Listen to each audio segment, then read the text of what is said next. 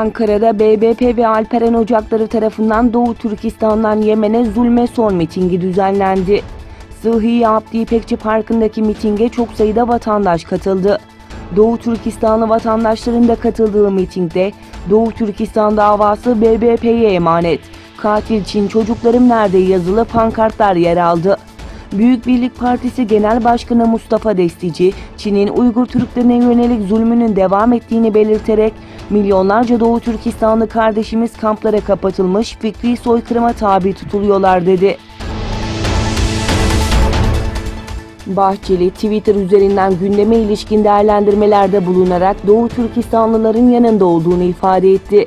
Bahçeli yaptığı açıklamada, Doğu Türkistan'da işkence ve asimilasyonlara maruz kalan soydaşlarımızın asla yalnız olmadığını çok gür ve güçlü bir şekilde haykırıyorum. İnanıyorum ki mazlumların ahları gün gelecek zalimleri tahtlarından indirecektir dedi. Fransa Cumhurbaşkanı Emmanuel Macron, Suriye'den çekileceğini duyuran ABD Başkanı Donald Trump'a tepki gösterdi. Macron resmi ziyarete geldiği Çad'ın başkenti Encemena'da düzenlenen basın toplantısında Amerikalı müttefiğimizin Suriye konusunda verdiği karardan dolayı çok üzgünüm.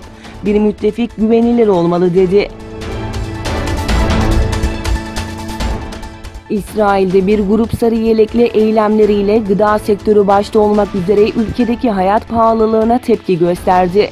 Protestocular İsrail Başbakanı Benjamin Netanyahu'nun resminin yer aldığı Suç Başbakanı yazılı pankartlar açarken Netanyahu'yu istifaya çağırdı.